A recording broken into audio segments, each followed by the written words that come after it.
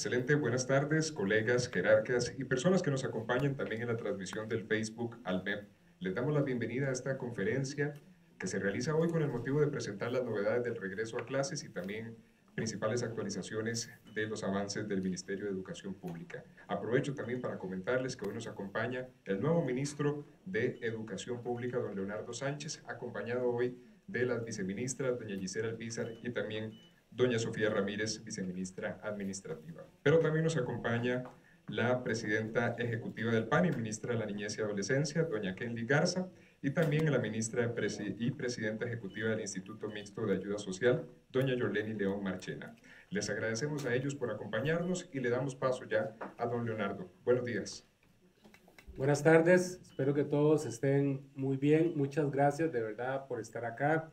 Esta es una presentación que queremos hacer como parte del inicio del curso lectivo para informar a la población sobre algunas novedades y sobre la dinámica que vamos a tener este año en el Ministerio de Educación Pública.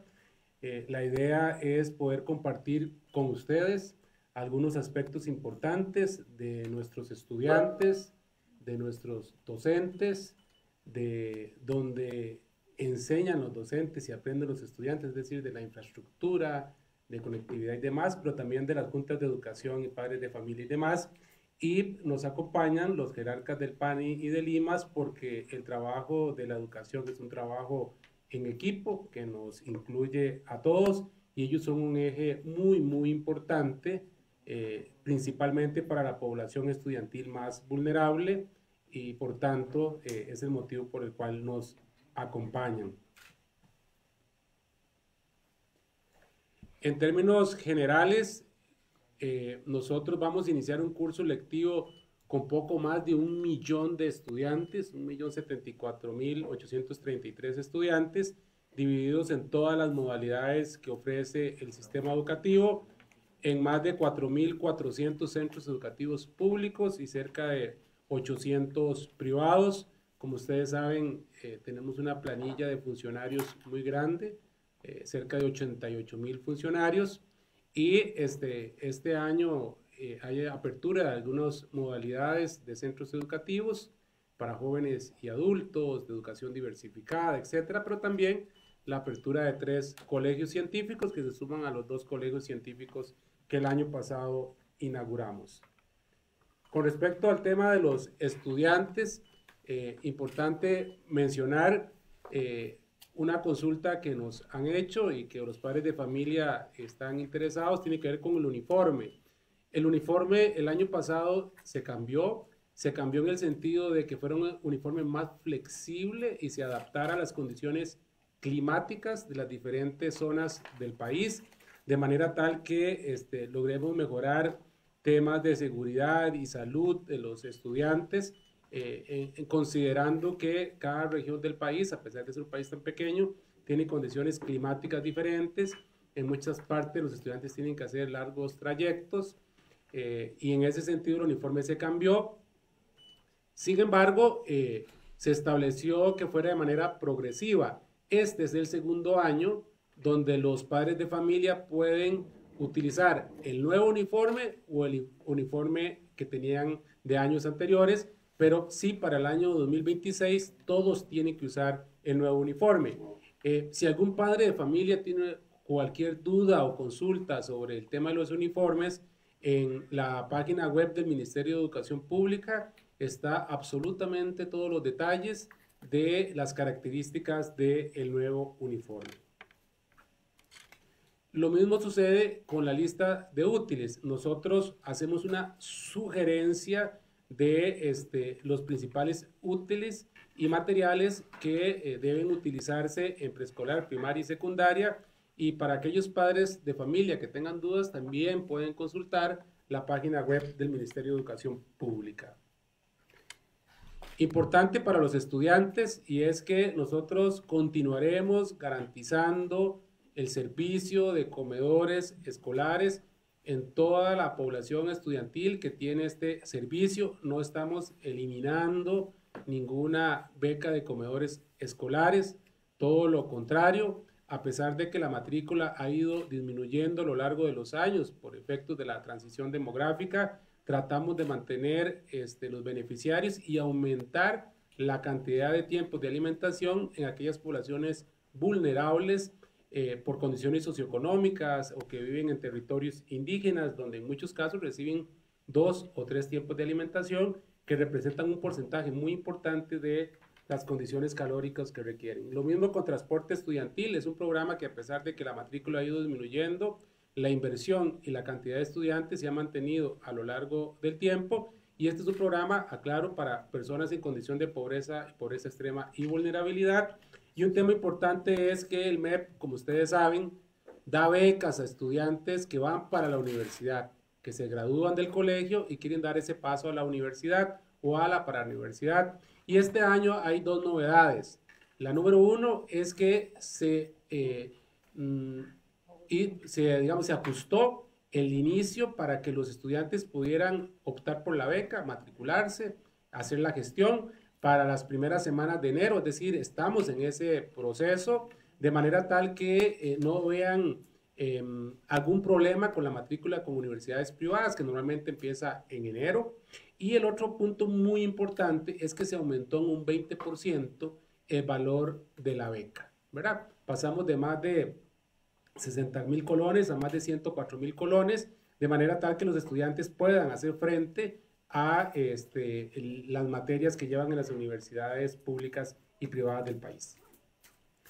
Con respecto a algunas novedades con respecto a lo que los estudiantes van a recibir en el ciclo lectivo, le paso la palabra a la viceministra académica, doña Giselle Alpizar, para que nos comente un poquito sobre algunas novedades o seguimiento de algunas materias y cursos que llevan los estudiantes. Gracias, don Leonardo. Bueno, muy buenas tardes. Hoy vamos a implementar este año muy fuerte el Plan Nacional de Formación Tecnológica, que es liderado por la Dirección de Recursos Tecnológicos. Un plan que se va a desarrollar a través de 2 dimensiones. La primera dimensión la van a implementar 1.621 docentes de informática educativa en 1.975 centros educativos. Esto va a impactar a 708.376 estudiantes.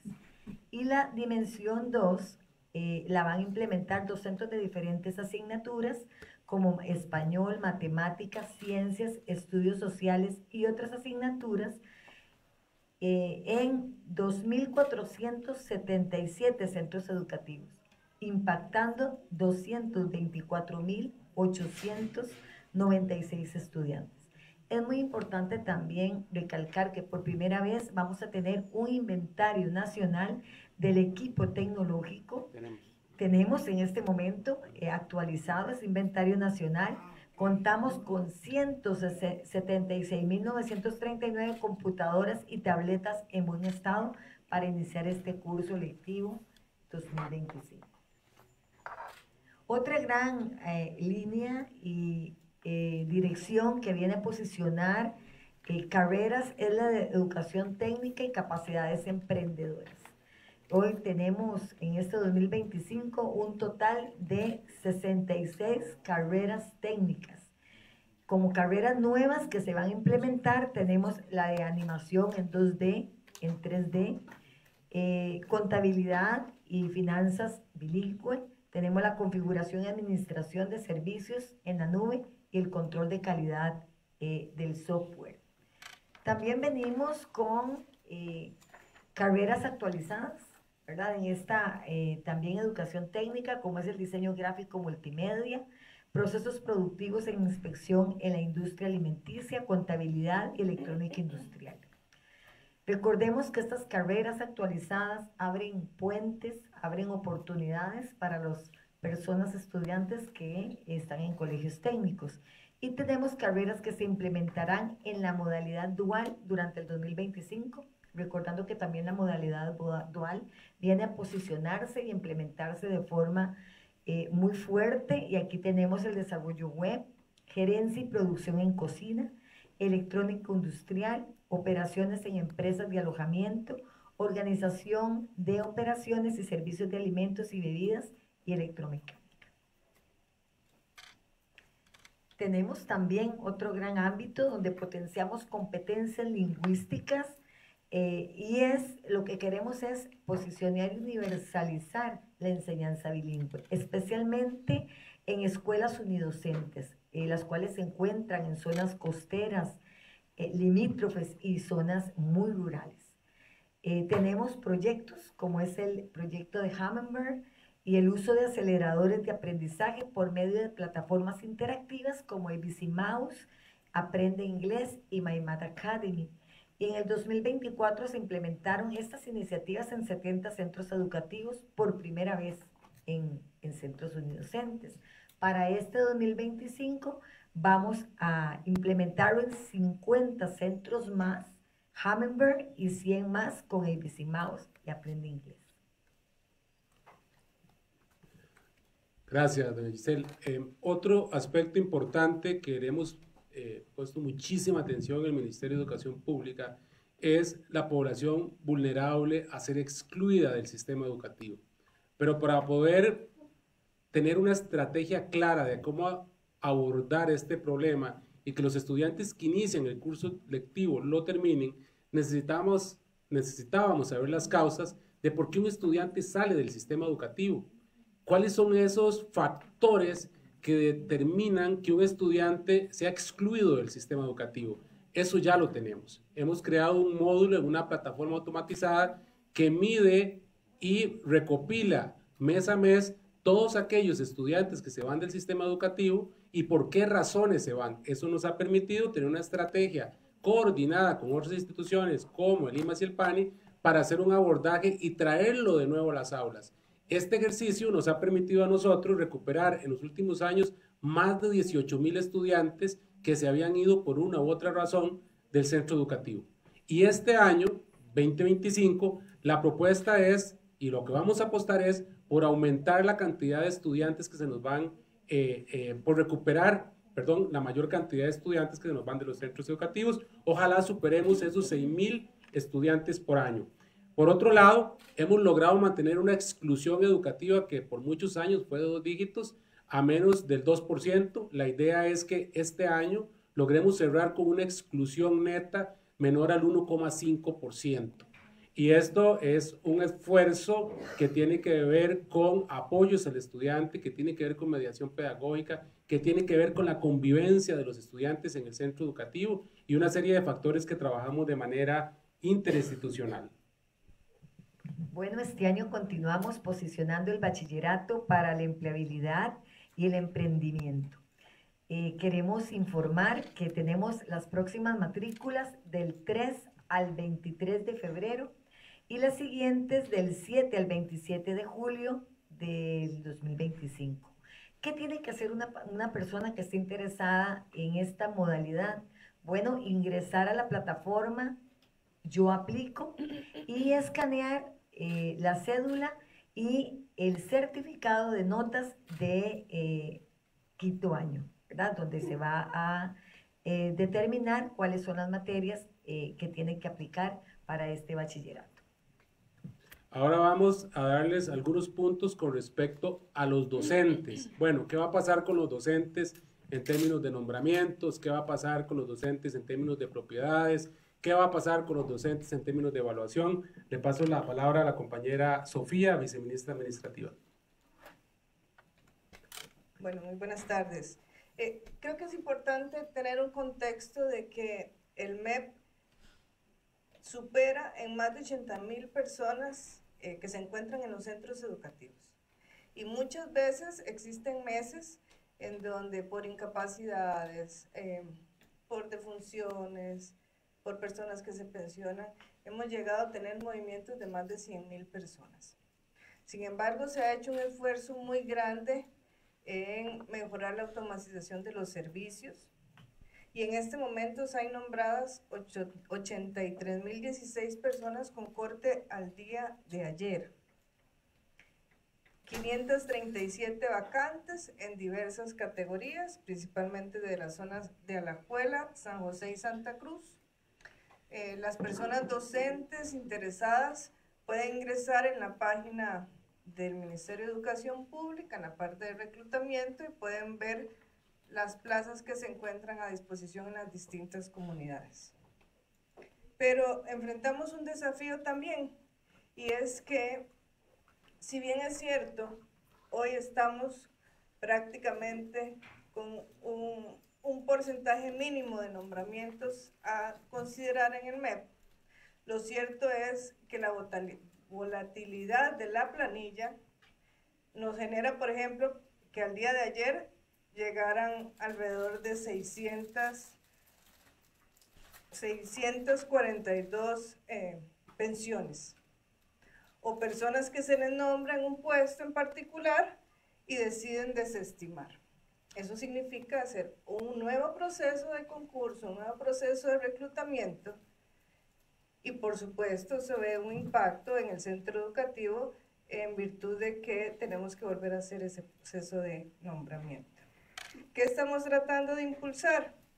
Bueno, estrategias para la atención de grupos a través de modalidades híbridas para que no se pierda la continuidad del servicio educativo, y también, por supuesto, no solo poder terminar de concluir con éxito la aplicación de el transitorio 9, que en este momento tenemos más de 7.500 personas que quedaron en propiedad en el 2024, inicios del 2025, sino también ir avanzando en 3 aspectos muy importantes para nosotros, que son la aplicación o contar con el reglamento para las pruebas de idoneidad, contar con los distintos instrumentos, pero sobre todo poder aplicar las pruebas para que las personas puedan quedar en propiedad, no solo a través del transitorio 9, sino también a través de un concurso externo que somos conscientes que se ha esperado y que es un compromiso de esta administración para atender en lo que resta del año. Gracias. Otro aspecto muy importante que tiene que ver con el tema de la capacitación docente y que este año vamos a reforzar e implementar, tiene que ver con 2 elementos. El primero son una metodología que llamamos metodología estrategia para el aprendizaje entre pares, que vamos a aplicar en cerca de 68 centros educativos, y es con facilitadores de español. ¿Y esto por qué es importante? Porque tiene que ver con el tema de reforzar los aprendizajes en los estudiantes en un área crítica como es la lectoescritura. Pero también quiero mencionarles que este año ponemos en práctica el Plan Nacional de Formación Permanente 2025-2027, que es una planificación que hemos establecido de cómo se va a capacitar al personal docente, que tiene que ver con disciplinas como la transformación de la mediación pedagógica, la transformación de la gestión educativa y la alfabetización y gestión emocional. Y ahí hay varias áreas operativas como la gestión de las emociones, autoestima, autoconocimiento, habilidades blandas, violencia en los centros educativos, inteligencia artificial, tecnologías emergentes, planificación estratégica, entre otras competencias básicas y lingüísticas y planeamiento didáctico. Como pueden ver, este año empezamos con un verdadero plan de formación permanente de estudiantes, que el plan está diseñado, perdón, de docentes, que el plan está diseñado para 2025, 2026 y 2027, que es un tema fundamental para los procesos de mediación pedagógica. Tal vez con respecto a un tema que estamos valorando con la viceministra académica, le he solicitado a la viceministra académica que me entregue un informe en los próximos días con el objetivo de analizar los resultados obtenidos con las pruebas comprensivas diagnósticas aplicadas en los centros educativos con un formato estandarizado.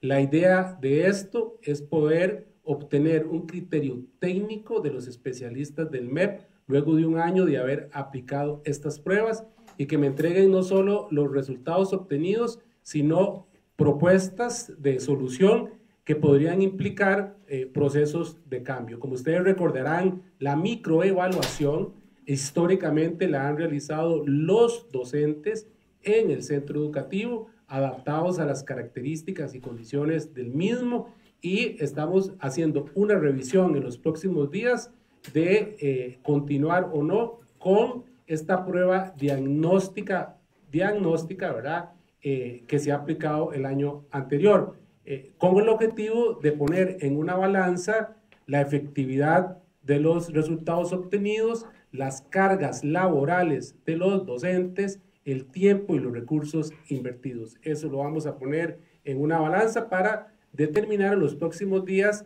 la continuidad o no de estas pruebas comprensivas. Con respecto al tema de infraestructura y conectividad, le paso nuevamente la palabra a doña Sofía. Vamos a ver, aquí hay aspectos bastante importantes.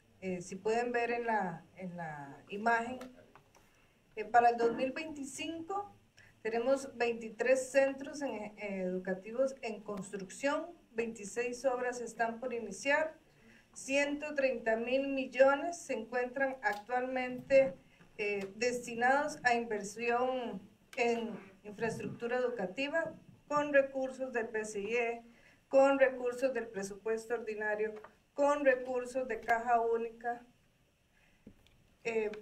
Tenemos en el caso de ProERI, que es un proyecto sumamente importante para nosotros, 119 centros educativos en 35 cantones. Importante indicar que son proyectos asociados a decretos de emergencia o riesgo inminente. Estamos hablando de que en este momento estamos por iniciar, Dios mediante, para el mes de marzo, con al menos 10 proyectos de infraestructura educativa alrededor del país, en Guanacaste, estamos hablando de Guatuso, Sucre, Cartago, Barrio Limoncito, que es una escuela muy importante para nosotros. Y este no es un tema menor y sé que es de mucha atención para ustedes las órdenes sanitarias. Importante indicar que las órdenes sanitarias se clasifican en 3 categorías.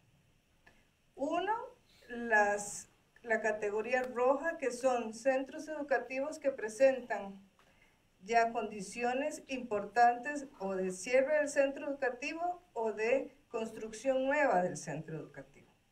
De eso estamos hablando de 89 actualmente. Existen otra categoría que es la amarilla, que son 579 centros educativos que requieren desde arreglos de una batería sanitaria hasta cambios en los cielos rasos o en algunos mantenimientos mayores.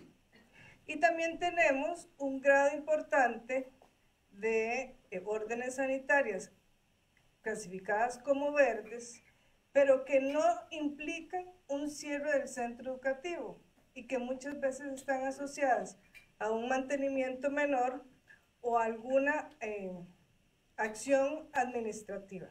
Por ejemplo, a veces tenemos órdenes sanitarias por rotulación, otras cuando se hacen visitas en los comedores escolares y nos indican, bueno, es que las cocineras no tienen el gorrito puesto, algún tema de manipulación de alimentos, pero en el caso de específicamente de infraestructura es muy importante indicar que todas las órdenes sanitarias que están enfocadas o más bien indicadas al MEP como rojas están asociadas a un proyecto. Y eso es muy importante de indicar porque se ha querido decir que no se están atendiendo de forma adecuada y eso no es correcto.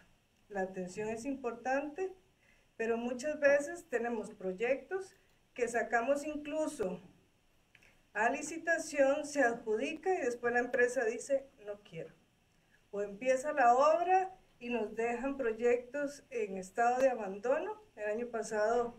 Solo el año pasado tuvimos que restaurar 7 proyectos por más de 20.000 millones que habían sido dejados por años por empresas inescrupulosas y que entonces también tenemos que lidiar con eso. A veces también nos preguntan, y el señor ministro lo ha indicado en otros espacios, el propósito es llegar a 0 órdenes sanitarias. Eso no lo podemos saber, porque el Ministerio de Salud siempre va a estar yendo a hacer una vigilancia y la orden de sanitario no se tiene que ver como algo malo, sino es cómo podemos tener un centro educativo en las condiciones adecuadas para que los niños y las niñas se encuentren en espacios seguros. Entonces, tenemos órdenes sanitarias que nos llegan, solucionamos unas, vamos por otras. Pero lo importante es poder tener las condiciones para abordarlas. Gracias. Con respecto al tema de conectividad, este año cerramos con un 97% de centros educativos conectados a Internet bajo diferentes tecnologías, dependiendo de la zona del país. Sin embargo, somos conscientes y claros de que cerca de un 40% aún hay que mejorarles la calidad del Internet. Es por eso que el compromiso y los esfuerzos de este año van enfocados a llegar al 100% y mejorar ese 40% la calidad del Internet, bajo las metodologías y las tecnologías que existan disponibles en las diferentes zonas del país. Y en segundo lugar, este año arrancamos con el tema de las redes internas, que es llevar la conexión de Internet a todos los rincones del centro educativo. La meta que tenemos para este año son más de 1.000 centros educativos. Llevar ese tipo de tecnología a los centros educativos, pues conlleva todo un proceso. No es tan sencillo como conectar solo Internet, y nuestra meta es, por lo menos este año, abordar el 25% de los centros educativos.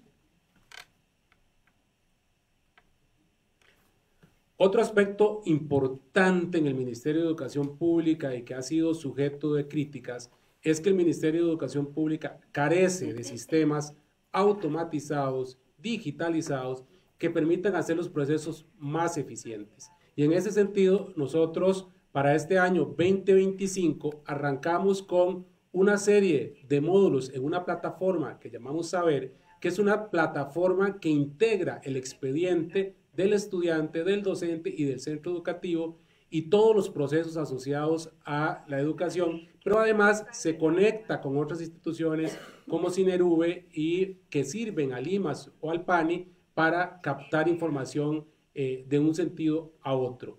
En ese sentido, hemos logrado desarrollar módulos del expediente del estudiante en todos los niveles, módulos para orientadores, módulos para servicios comunales, módulos que nos permiten a nosotros saber la vulnerabilidad del estudiante y darle seguimiento.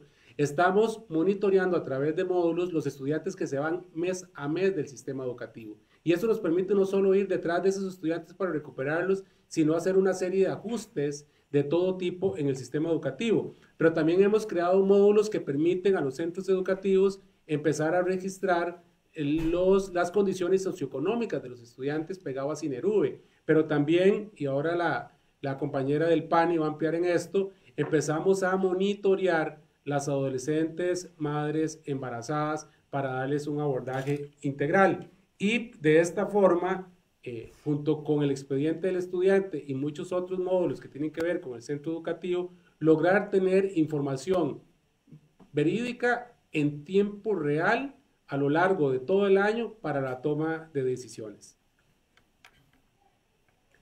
Por último, un tema importantísimo en el Ministerio de Educación Pública, una pata del banco, son las juntas de educación y administrativas. Este año, en los próximos meses, vamos a poner en ejecución los resultados de 2 proyectos de ley que hemos trabajado muy de la mano con diputados en la Asamblea Legislativa. El primer proyecto de ley tiene que ver con una reforma a la ley de juntas para dar mayor transparencia en lo que son los procesos, los nombramientos, las conformaciones de las juntas, el papel de las municipalidades, lo que son los procesos que se hablen legales a las juntas por faltas leves y graves, la regulación de los procesos de destitución, etc. En otras palabras, es un cambio de paradigma con respecto a el nombramiento y funcionamiento de las juntas. Y el segundo proyecto de ley, que ya estamos haciendo los ajustes para cuando se apruebe en las próximas semanas, tiene que ver con un uso más equitativo de los recursos en los centros educativos, de una ley que distribuye recursos para la operativa del centro educativo, de manera tal que se pondere por matrícula y no por oferta educativa. Creemos que estos dos elementos van a mejorar la eficiencia de las juntas de educación en todas sus operaciones. Y por último también mencionar que, hablando del tema de procesos de automatización y digitalización en el MEP, se creó un módulo que se llama Sistema de Saldos para Juntas, en el cual nosotros monitoreamos mes a mes todos los movimientos de recursos que hacen las juntas de educación en todas las partidas. Si una junta de educación mueve recursos para comedores, monitoreamos cuánto fue lo que gastó mes a mes en transporte estudiantil, pago de cocineras y gastos operativos, y eso nos permite poder ir monitoreando la ejecución de los recursos, pero también ir adaptándonos a las necesidades del centro educativo para hacer una redistribución de los recursos más equitativa. Cuando un centro educativo determinamos que tiene o va acumulando recursos, se le deja depositar recursos y se trasladan a otras juntas que necesitan recursos. Esto nos permite a nosotros alcanzar mayores niveles de ejecución. Y antes de darle la palabra a los compañeros del IMAS y del PANES, cierro con este tema de los programas que generan eficiencia. Este año nosotros, 2024, cerramos con una ejecución cercana al 99%, siendo uno de los ministerios o el ministerio con mayor ejecución de recursos, a pesar de tener un 20% del presupuesto del gobierno, más de 2,7 billones de colones, y esto es gracias a estos procesos de digitalización, automatización que nos permiten darle control y seguimiento a los recursos. Le doy la palabra a la compañera del PANI para que nos comente un poquito sobre este tema. Sí, muy buenas tardes a todas y a todos. Un gusto estar aquí en este espacio, que en sí mismo es una celebración que anuncia un nuevo curso lectivo, el 2025, y también pues mucha motivación para los estudiantes, las y los estudiantes y las familias también.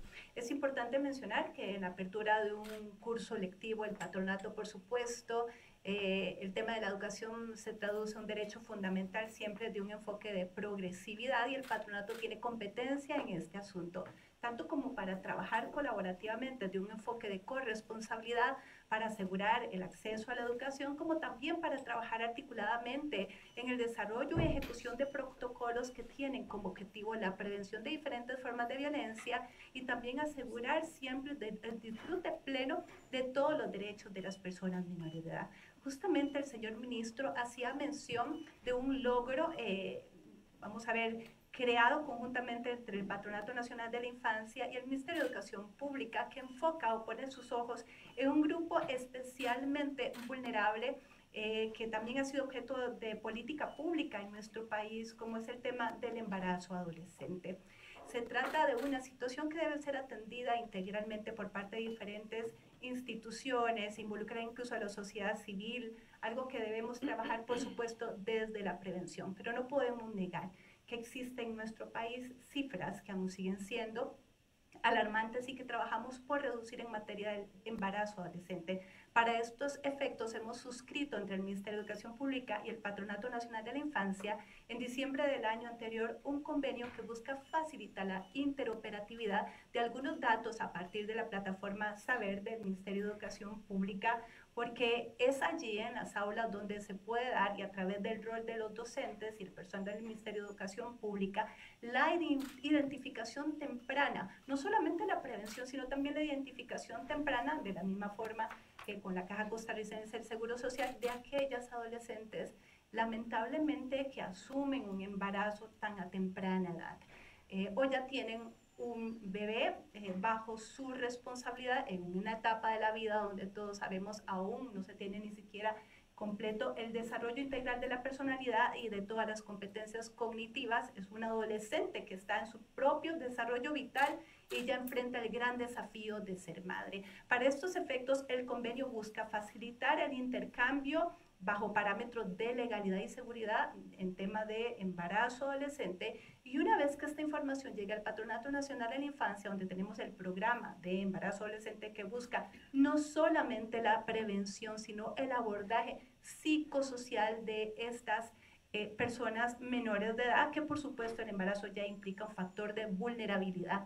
El objetivo de este programa es no solamente el acompañamiento psicosocial de las adolescentes, sino también poder brindar un acompañamiento para evitar la deserción del sistema educativo. Es un programa integral que cuenta también con su propio presupuesto para este año, con unas metas y unos objetivos que buscan, en primer lugar, la reducción de estas cifras, evitar la deserción y brindar el acompañamiento psicosocial. Además de eso, por supuesto que entre el Patronato Nacional de la Infancia y también el Ministerio de Educación Pública tenemos protocolos que van desde la violencia, desde la negligencia, de relaciones impropias, y que trabajamos conjuntamente. Los números que recibimos de denuncias en nuestras plataformas a través del 91, la línea 1147, por ejemplo, nos alertan del uso importante de estas vías de denuncia que utilizan los docentes. Es decir, el Ministerio de Educación Pública también es un canal a través del cual el patronato puede intervenir en tiempo y forma para aperturar procesos especiales de protección o intervenir oportunamente cuando un docente identifica a alguna persona menor de edad que tal vez está experimentando una presumible situación violatoria de derechos.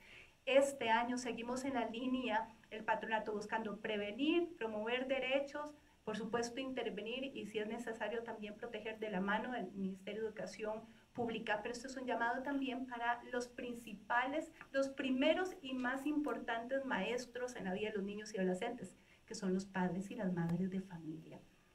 Son los primeros llamados en el seno de la familia con el acompañamiento de todas las instituciones públicas para brindar ese apoyo que los hijos y las hijas necesitan en el inicio de este curso lectivo. Un llamado para el acompañamiento, para el apoyo, para favorecer la permanencia en el sistema educativo. Entendemos que hay brechas que ocupamos resolver y atender para garantizar la mayor inclusión de todas las personas menores de edad, importante y en primer lugar aquellas en mayor condición de vulnerabilidad. Nos preparamos entonces para los retos de este año, trabajando justamente de la mano del Ministerio de Educación Pública, previniendo situaciones violatorias de derecho y además promoviendo abordajes integrales. Quedamos entonces atentos y a las órdenes y daremos seguimiento a la ejecución de este convenio y por supuesto a los éxitos que tenemos definidos para el programa de Adolescente Madre en la prevención de esta situación. Muchas gracias. Ahora le damos la palabra a la presidenta ejecutiva del Instituto Mixto de Ayuda Social. Y ella está acá porque es un aliado importantísimo en la lucha contra la exclusión educativa, apoyando a aquellos estudiantes de mayor vulnerabilidad con ayudas y becas. Doña Yorleni. Muchas gracias, ministro. Muy buenas tardes a todos y a todas. En el IMAS, efectivamente, como bien lo señala el señor ministro y también lo han mencionado de manera indirecta las señoras viceministras, le damos un valor altamente preponderante al tema de la educación. Y por eso este año, al igual que los años anteriores en esta administración, tratamos de fortalecer todo lo posible los lazos de trabajo técnico entre el Ministerio de Educación Pública, el IMAS y el PANIC. Este año, particularmente con respecto a las becas de Avancemos, vamos a volver a tener la meta de 320,000 becas. Son 46,000 becas más de las que están establecidas en el Plan Nacional de Desarrollo. Estas becas tendrán un fuerte énfasis en estudiantes de secundaria. Queremos cubrir, al igual que lo hicimos el año anterior, el 100% de la población de estudiantes en secundaria que se encuentran en pobreza y pobreza extrema. A esta fecha ya hemos asignado 235,510 becas y tenemos a un grupo de 17.600 estudiantes que son personas que tienen, estudiantes que tienen la beca aprobada, pero que requieren de un documento emitido por parte de las autoridades del MEP para podérselas activar de manera inmediata. Este grupo de las 17.600 estudiantes que tienen la beca en condición de suspendido, ya 11.000 estudiantes han recibido a través de un mensaje de texto o a través de su correo electrónico la fecha y la hora en la que deben de presentarse al IMAS para entregar el documento que se le está solicitando, y también queremos aprovechar para actualizar datos en aquellos casos que se requiera hacer un proceso de actualización de datos y conjuntamente definir el plan de ascenso en el marco de la estrategia para resolver la pobreza en este país a través del IMAS Impulsa. El presupuesto con el cual disponemos para este año es de 95.000 millones de colones y repito, ya 235.000 becas han sido asignadas. Vamos también a continuar implementando la estrategia de abordaje integral para la permanencia de las personas estudiantes de tercer ciclo y educación diversificada que tengan becas de Avancemos. Esto es un esfuerzo que se viene haciendo desde el año anterior, donde identificamos a partir de datos que el MEP nos suministra aquellas comunidades donde se está teniendo mayores índices de exclusión educativa. Y de esa manera entonces logramos abordar a la comunidad y a esas familias en particular para buscarle soluciones de tal forma que los estudiantes, las estudiantes puedan reincorporarse en el menor tiempo posible a las aulas. Esta estrategia, repito, este año la vamos a continuar efectuando. Y por supuesto que no podemos dejar de hablar de IMAS Impulsa. IMAS Impulsa es el modelo de abordaje a partir de este año, donde uno de los componentes más importantes que tiene IMAS Impulsa es el favorecer la educación de todos los integrantes del hogar. Y de esa manera puedan tener una ruta de salida que los oriente a dos áreas, la empleabilidad o el emprendedurismo. Por esa razón, nuestros planes de ascenso, o los planes de ascenso más bien que construyen las familias con nuestros funcionarios en todas las oficinas del país, uno de los componentes más importantes que tiene es garantizar y fortalecer la educación de los integrantes del hogar. Muchas gracias, ministro. Bueno, muchas gracias, y con esto concluimos la información que teníamos para ustedes. Perfecto, don Leo, muchas gracias por este cierre, y también le agradecemos a los jerarcas hoy presentes por detallarnos también su importante labor en este regreso a clases 2025. Aprovechamos ahora para pasar con las preguntas de los medios de comunicación aquí presentes. Por favor, los compañeros de prensa del MEP, ya cuenta con el compañero el micrófono. Excelente. Pasamos con don Alejandro Meléndez de Noticias Monumental. Sí, muy buenas tardes, don Elardo. Tal vez si nos comenta también el abordaje que hará el Ministerio de Educación Pública en términos de violencia en centros educativos, considerando que, bueno, venimos de unas vacaciones en donde los niños y los adolescentes vieron un enero donde hubo 5 femicidios, donde hubo cifras importantes en términos de violencia en las calles, donde vivimos hace algunas horas ya el fallecimiento confirmado de un agente judicial muy importante dentro del OIJ. No sé también si puede comentar el abordaje que van a hacer el tema de violencia en centros educativos, considerando que mañana los niños y adolescentes entran con esa imagen también en la cabeza. Muchas gracias. Muchas gracias por la pregunta. Efectivamente, vivimos en tiempos, en algunas zonas del país con violencia, y eso no escapa del sistema educativo. Lo primero que tengo que decirles es que el Ministerio de Educación cuenta con protocolos cuando suceden situaciones de este tipo, en donde se instruye a directores, docentes y personal especializado para saber atender estos casos. Claro, lo importante y a lo que nosotros apostamos es a la prevención de la violencia dentro del centro educativo, porque los datos lo que nos muestran es que el 30% de los estudiantes son excluidos del sistema educativo por temas de convivencia, es decir, temas de bullying, temas de agresión y temas de violencia. Y esos datos que obtuvimos el año pasado nos prenden las alarmas, y es por eso que estamos trabajando junto con UNICEF en un nuevo plan que va a atender la violencia, un plan que es una estrategia que viene a integrar todos los protocolos, precisamente porque sabemos que esto es un tema transversal para la permanencia de los estudiantes en el sistema educativo. De igual forma, este es un tema que nosotros lo hemos abordado en el marco de la Alianza Interinstitucional que está conformada, además del PAN y del IMAS, por el Ministerio de Seguridad. Y en ese sentido es importante destacar el trabajo que ellos han hecho colaborándonos cuando existen situaciones que se escapan a la capacidad que tiene el Ministerio de Educación Pública. Entonces el tema de la violencia y el bullying en los centros educativos lo hemos determinado como un aspecto que no solo lo puede abordar el Ministerio de Educación Pública, sino que también nos apoyamos en otros ministerios. Pero nosotros estamos apostando a fortalecer los protocolos que tenemos y sobre todo a esta nueva estrategia que estamos desarrollando con la UNICEF, precisamente para que tenga un alcance mucho mayor a nivel nacional, pero sobre todo sea más eficaz en la reducción de la violencia. Ya además, muchos programas que estamos desarrollando, como el de educación religiosa y demás, buscan precisamente crear en los estudiantes esa serie de competencias para saber convivir en los espacios donde ellos comparten, como el respeto, ¿verdad? Como la honestidad, como la autoestima, como el trabajo en equipo, como la solidaridad, de manera tal que prevengamos estas situaciones y no estemos como bomberos apagando incendios cuando esto se presenta en los centros educativos, que en muchos casos han desentonado en cierres de los mismos, afectando toda la población estudiantil. Pero lo cierto es que es un tema prioritario para nosotros por las condiciones que estamos viviendo actualmente.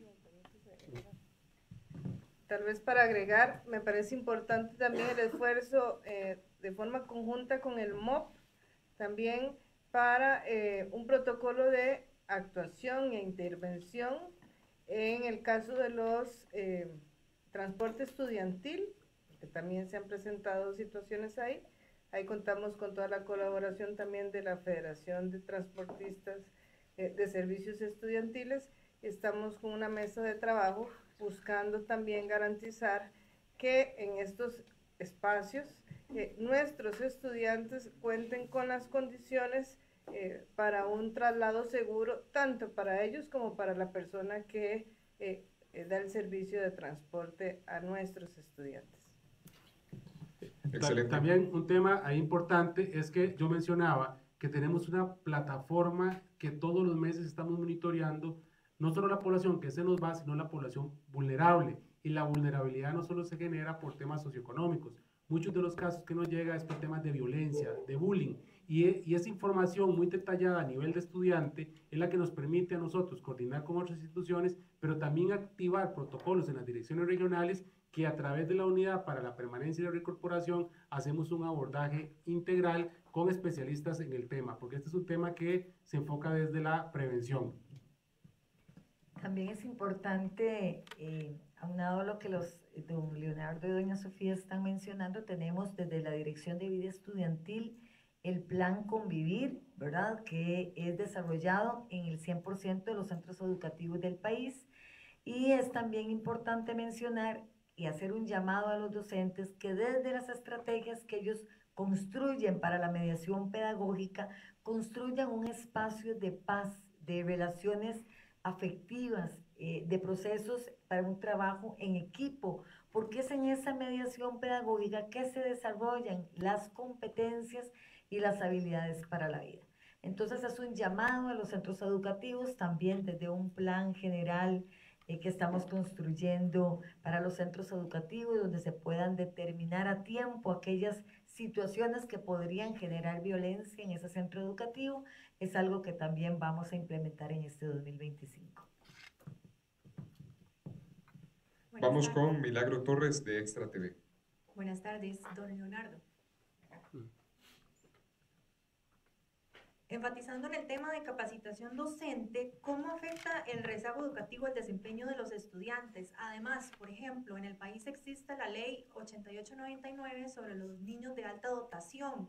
Sin embargo, las docentes o las instituciones no tienen la capacidad para detectar a estos niños y sus talentos. ¿Cómo se trabaja para desarrollar estas áreas? Gracias. Hay varias preguntas. La primera es cómo afecta el rezago educativo a los estudiantes.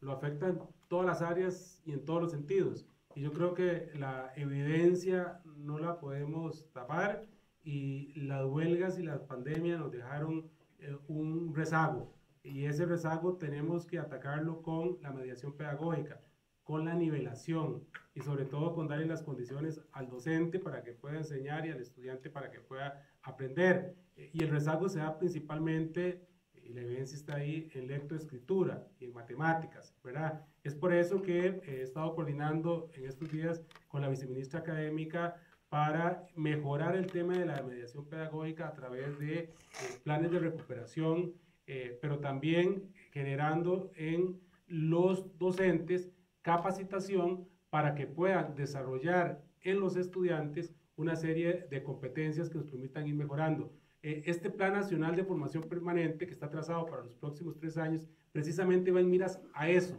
¿Cómo podemos capacitar el docente para que atienda una situación de rezago? Por eso yo hablaba que son muchísimos las áreas o los temas que va a abordar esta capacitación, y son miles los docentes que vamos a capacitar en esa línea en los próximos 3 años.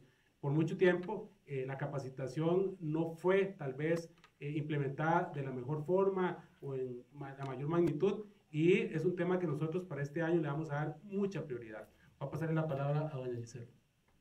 Claro, y es importantísimo también comentarles que desde el Departamento de Talento, de la Unidad de Talento, se están gestionando una serie de convenios desde el año pasado, precisamente para brindarle a los docentes las competencias para atender a esta población, ¿verdad?, que tiene alta dotación, así como también las herramientas desde otros ámbitos para atender a los niños que tuviesen otras situaciones. Pero sí se está trabajando porque estamos conscientes de que es una necesidad que el docente tiene que tener las herramientas para que una mediación pedagógica pertinente y oportuna pueda pues atender desde un marco curricular, ¿verdad?, donde se atienda integralmente también a ese estudiante y potenciarlo, por supuesto, desde sus capacidades.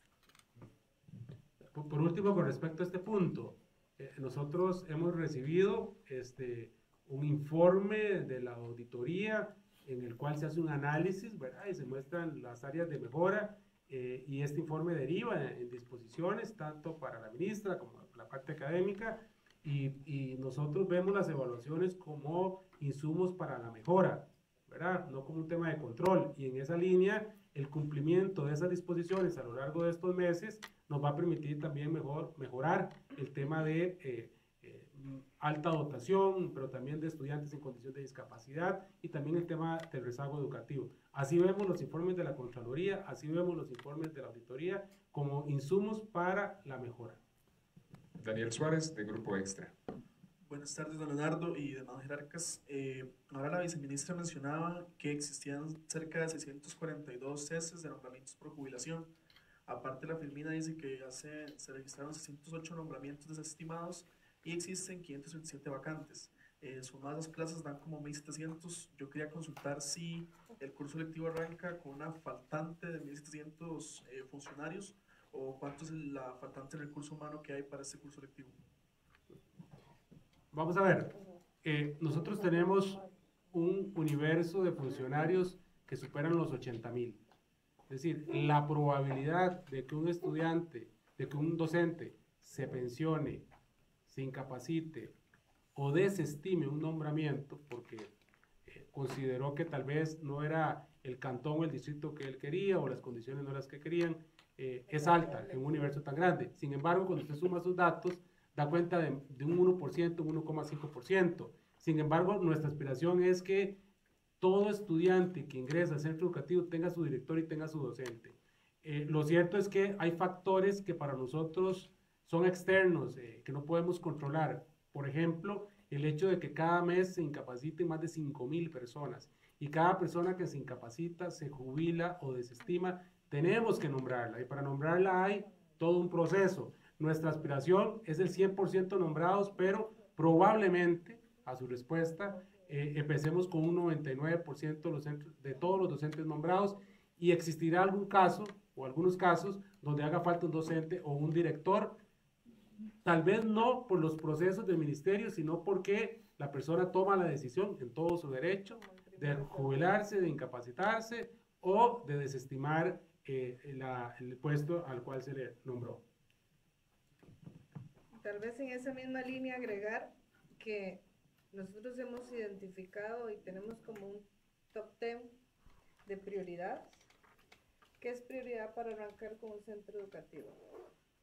La persona cocinera, el director, la maestra preescolar, los profesores de primera enseñanza, el auxiliar de vigilancia, por ejemplo, los maestros unidocentes. En este momento, o más bien al día de ayer, porque han estado trabajando sábados, domingos, hasta muy altas horas de la noche, solo nos faltaban 3 maestros unidocentes, de escuelas unidocentes. Y tal vez Leonardo puede dar un dato más preciso, pero el 33% de los centros educativos de este país son unidocentes. Estamos hablando de una población sumamente grande de maestros que se ubican en estos centros educativos y únicamente teníamos 3 al día de ayer. Estamos hablando de que nos faltan 5 cocineras a través de la planilla del MEP.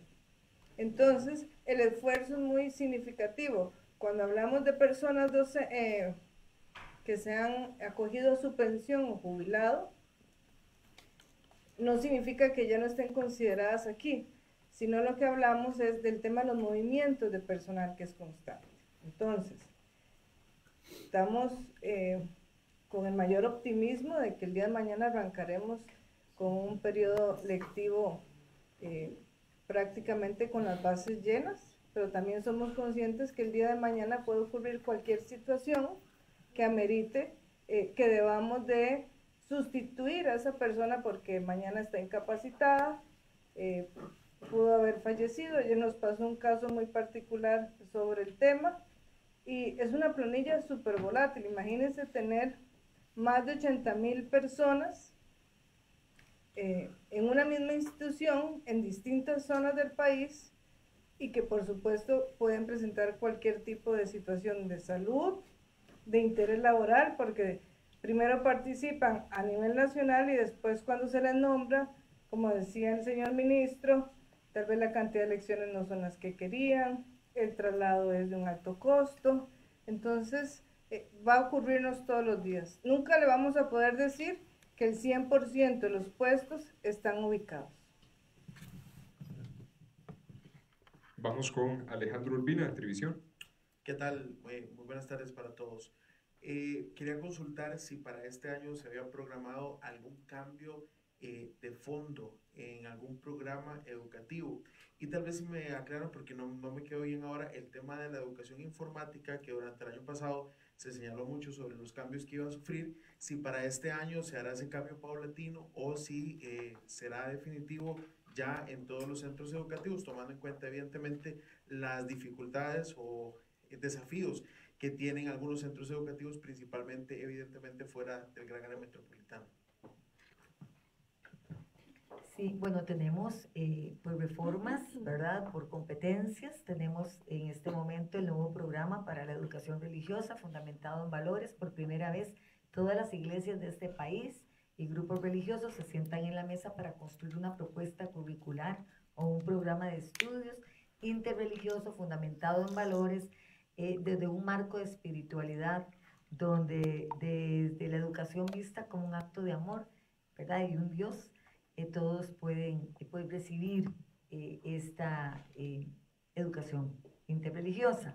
También tenemos pues este plan tecnológico, el Plan Nacional de Formación Tecnológica que se va a implementar en el 100% de todo el país. Como lo dije anteriormente, se implementa a través de diferentes asignaturas, lo implementa también el docente que está en una escuela unidocente, valga la redundancia, ¿verdad? Y donde no necesariamente siempre va a requerir de un dispositivo móvil, tenemos también la parte de robótica, entre otros. Entonces, pues sí se va a implementar este año. Se están haciendo grandes esfuerzos también para trabajar en la asesoría, en la capacitación, en el seguimiento también de este plan, por supuesto siempre para la mejora. Y pues se van a trabajar también, perdón, don Leonardo, también con el trabajo de otros programas de estudio que están en revisión, porque todas las propuestas se están revisando para trabajarlas por competencias. Muy bien, concluimos con Fernanda Matarrita de La Nación. Buenas tardes. Don Leonardo, quisiera saber qué fue esto que ustedes detectaron para analizar la continuidad de las pruebas diagnósticas, entendiendo que serían las diagnósticas, ¿verdad? Las sumativas permanecerían, pero ¿qué fue eso que los hizo pensar que deben analizarse y usted considera que podrían ser eliminadas para este año? Porque inicialmente se hacen en el primer semestre.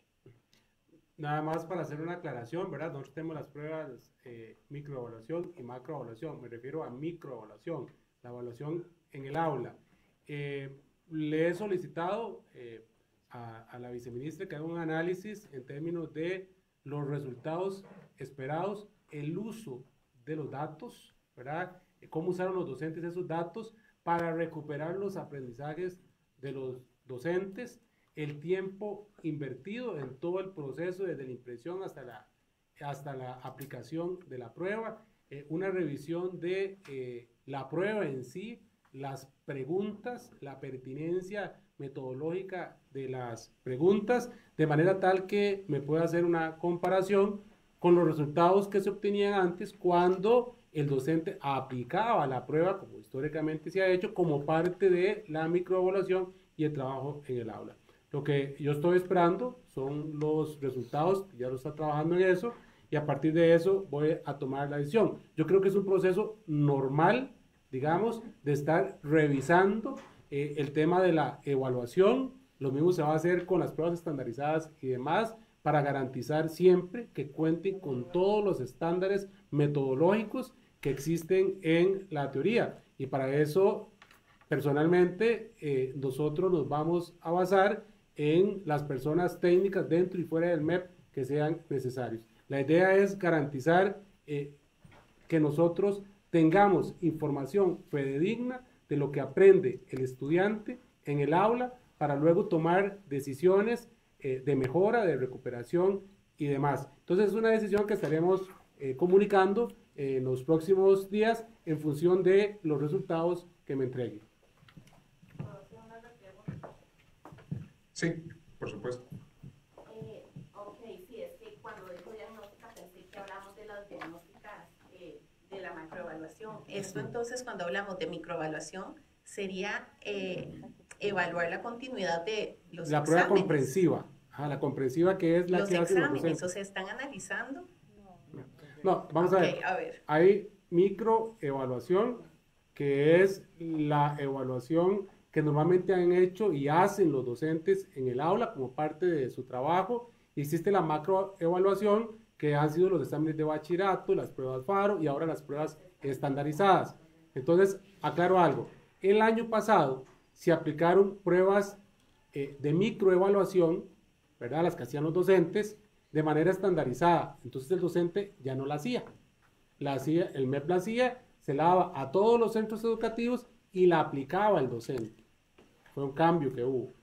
Sin embargo, esta metodología que se implementa el año pasado es la que estamos evaluando para ver si le devolvemos al docente la potestad de generar esa microevaluación en el aula en función de las características y el contexto en el cual está inmerso cada centro educativo. Entonces hago la aclaración de que es microevaluación, la evaluación en el aula, la que históricamente ha hecho el docente y que el año pasado se aplicó de manera estandarizada en todos los centros educativos, quitándole la posibilidad al docente de que fuera él el que creara la prueba. La prueba continuaría, pero aplicada por el docente y no a nivel sí, no estamos, estandarizado. dejamos eso clarísimo, muchas gracias por la consulta. Nosotros no estamos quitando la evaluación, jamás.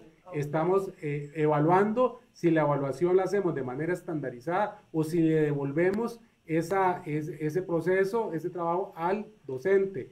Y ahí estamos evaluando muchos elementos para la toma de decisiones, cargas laborales, el costo en términos de tiempo, el costo en términos económicos, los resultados, el uso de esos resultados y lo más importante, si se logró cumplir con el objetivo de identificar el rezago y disminuir ese rezago en las diferentes materias. Es importante recordar que todo docente siempre tiene que hacer un diagnóstico en sus diferentes asignaturas para conocer los puntos de partida y dar seguimiento a los procesos, conocer en qué niveles de aprendizaje se encuentran los niños y de esta manera diseñar las estrategias de mediación para trabajar planes de nivelación, entre otros. Entonces, ya sea a través de una prueba o de otras formas, el docente siempre tiene que hacer este diagnóstico. El año pasado se hizo a través de esta prueba comprensiva, ¿verdad?, que se hizo a nivel nacional, fue entregada al docente y esto es lo que se está valorando. Si se hace de esta forma o se hace como se hacía anteriormente, donde el docente es el creador de ese diagnóstico y conocedor también de las necesidades e intereses, características de ese grupo que tiene según el contexto donde trabaja. Muy bien, muchas gracias a todos los colegas hoy presentes, a las personas que nos acompañaron en la transmisión de redes sociales y también a los jerarcas que nos acompañaron en esta conferencia para el inicio de clases. Espero que se encuentren muy bien y les agradecemos a todos su participación.